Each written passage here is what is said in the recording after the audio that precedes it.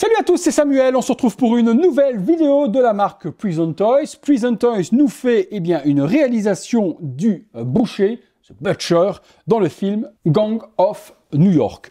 On aurait peut-être aimé avoir en première figurine Leonardo DiCaprio, mais il en a été totalement autrement. Cette figurine sort par Prison Toys et actuellement il n'y a que celle-ci en deux versions. Il n'y aura que celle-ci sur la chaîne, mais sachez qu'il y a également cette version qui est juste là, qui est sortie chez eux et qui est déjà disponible également.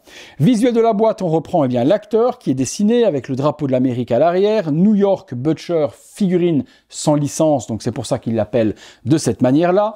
Prison Toys sur le côté, son fameux chapeau avec New York écrit dedans, les warnings habituels sur la ville de New York. Prison Toys, c'est à peu près tout.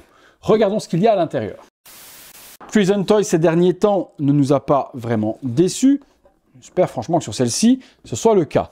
Grosse particularité sur ce personnage, c'est qu'il a un œil de verre, et dans l'œil de verre, il y a un aigle avec un drapeau américain qui est dans cet œil de verre. Si Prison Toys n'a pas fait ce détail-là, autant vous dire que c'est foiré d'avance. Le personnage, en tout cas niveau tailoring, de ce que je vois déjà là, c'est déjà du très très haut niveau, différentes mains, une tête de cochon pour le boucher forcément, la machette, on a également son chapeau, un verre, en dessous on retrouvera le socle, sa ceinture avec tous ses couteaux de boucher, également un plateau de boucher, et puis la petite tige pour justement soutenir tout ça. Eh bien, on va dans le box, on se détaille tous les éléments. Le contenu avec cette figurine du Butcher, du boucher de New York, Gang of New York, mars 21 2008, le petit stickers avec une éclaboussure de sang.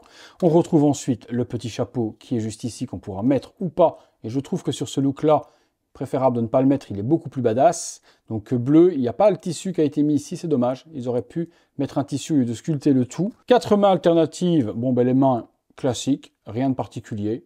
Des mains pour tenir les différents accessoires, les couteaux et autres, et les mains sont bien peintes, bien sculptées et bien moulées. Cette tête de cochon décapitée avec un trou en plein milieu de la tête, l'intérieur dégueulasse au niveau de la coupure qui a été faite.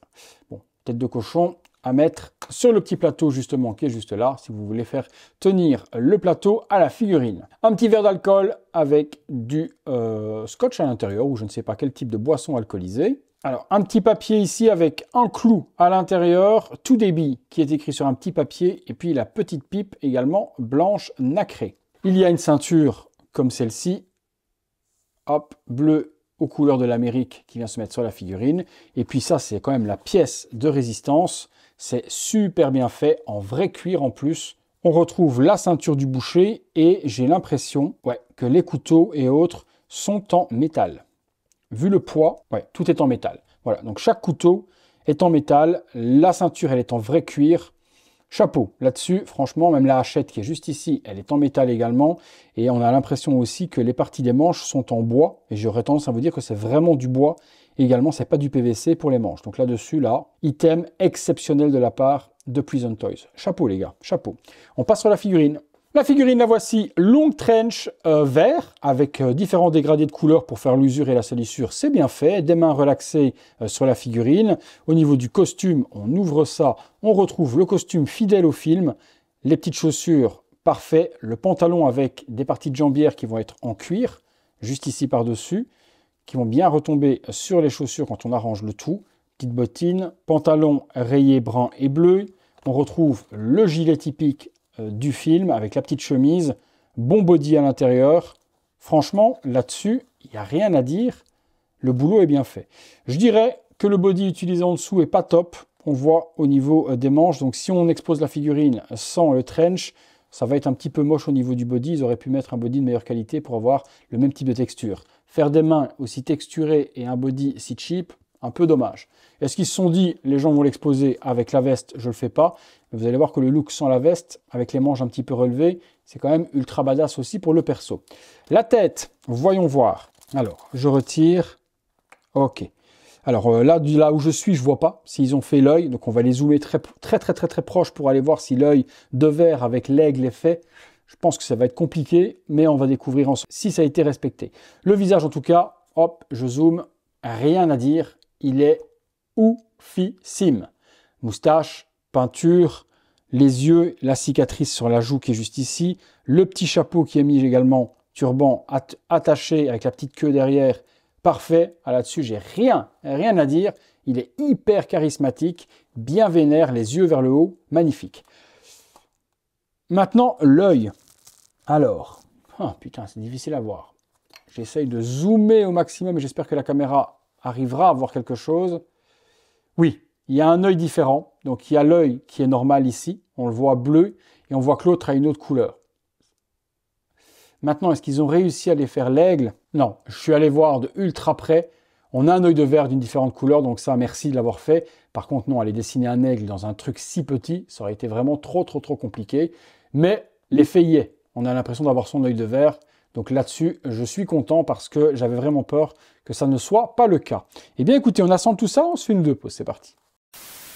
Le boucher de Prison Toys tournant à 360 degrés, quel tailoring de ouf! La veste est super belle, franchement, ils ont fait un travail exceptionnel. Le pantalon, les chaussures, la chemise, etc. Franchement, on a quelque chose qui est vraiment bien géré. Regardez, la pliure également et le retroussage des manches. Dans Prison Toys, au niveau des vêtements, il n'y a vraiment rien à critiquer, rien à jeter. Le visage n'est pas en reste, très beau. Le petit œil de verre est bien respecté aussi, la moustache.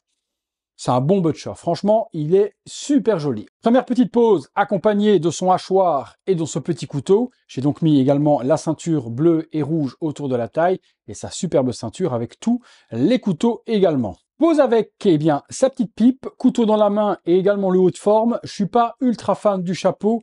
L'espèce de petit bonnet qu'il porte est tellement charismatique et tellement badass que lui mettre ce haut de forme, oui, c'est fidèle au film, mais pour moi, c'est pas super joli. On se termine une dernière pose sans la veste. Et une dernière pose à 360 degrés avec la tête de cochon décapitée. Il y avait un trou au milieu du front, j'avais oublié, c'est l'espèce de clou qui est planté justement là avec la petite étiquette 2DB qui se met en plein milieu. Je lui ai mis également du coup la machette dans la main, la ceinture avec tous les couteaux. Et puis on peut voir du coup la différence entre les bras et les mains si on relève les manches. Si vous abaissez les manches, forcément, vous ne verrez pas ce souci-là. Mais dans le film, il a souvent les manches relevées. Donc si on veut être screen accurate, on aura ce petit problème de bras non texturés visibles de la sorte. Belle figurine en soi. On a vu un petit peu ce qu'on avait à voir. On peut passer à la conclusion. Une fois de plus, Prison Toys me régale dans une licence jamais exploitée auparavant par aucun fabricant. Gang of New York, un film de dingue. Espérons avoir DiCaprio pour accompagner ce personnage-là, mais je n'ai rien vu actuellement chez aucun autre fabricant et Prison Toys n'a pas teasé non plus sur les photos promotionnelles avec celle-ci. Eh bien, DiCaprio qui pourrait arriver. On croise les doigts, peut-être que ça pourrait tout de même se faire. La réalisation du visage, acteur final magnifique, moustache, bonnet. Le haut de forme, pas fan, mais par contre le tailoring des vêtements, exceptionnel. Petit bémol, le body, mais vous voyez que si on baisse les manches de la sorte, on n'est pas du tout embêté, les mains sont super bien texturées, et puis tous les couteaux en métal, ça c'était quand même un gros level up, sans parler de la ceinture en vrai cuir. Non, c'est complet, vraiment complet, chapeau Prison Toys pour cette figurine. Si vous êtes fan comme moi, je vous mettrai les liens dans la description de la vidéo et vous pourrez vous la procurer. Elle n'est pas très chère, aux alentours de 200 €. Je pense qu'on peut la trouver dans ces tarifs-là. Je vous mettrai tout ça là en dessous. Et puis, comme d'habitude, vous me direz, vous, ce que vous en avez pensé du personnage, comment vous l'aimez habillé, avec la veste, sans la veste, chapeau, pas chapeau. Vous me dites tout ça dans les commentaires. Merci à tous d'avoir regardé cette vidéo. Likez-la moi si vous l'avez aimé et me donnez de la force totalement gratuitement. Abonnez-vous, ça coûte rien. Juste sur le bouton s'abonner et activez surtout la petite cloche pour recevoir toutes les notifications. Et puis comme d'habitude, vous pouvez voir toutes ces vidéos en avant-première sur le bouton rejoindre et également le super thanks sur le bouton merci si vous voulez faire un petit don ponctuel à la chaîne. À très bientôt pour une prochaine vidéo. Salut à tous!